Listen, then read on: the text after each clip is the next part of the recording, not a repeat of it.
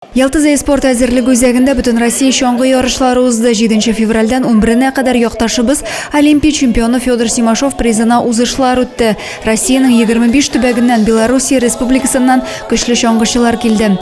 Мәртәбәлі спорт шарасына ұшуда дәрежелі қонақлар да қатнашты. Район башлығы Разиф Кәримов зәйлелерінің Олимпия чемпионы білән ғұрурланулары Симашов призына ұйыштырылушы ярышның бүтін Россия дәрежесіне көтерілуін белгілеп өтті. У нас в Заинске школа спортивная имени Федора Петровича Симашова. На сегодняшний день почти 500 детей там занимаются.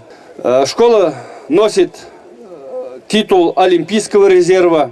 Ежегодно мы подтверждаем своими результатами. И, конечно, мы гордимся нашим олимпийским чемпионом. 4 көн дәвам иткән ярышларда шоңгышылар ирекле классик стильләрдә һәм спринт узышларда ярыштылар. Зей шоңгышылары да яхшы нәтиҗәләр күрсәтеп куандырды. Адилә Бирханова, Максим Майоров, Александр Тимофеев, Зей хәбәрләре.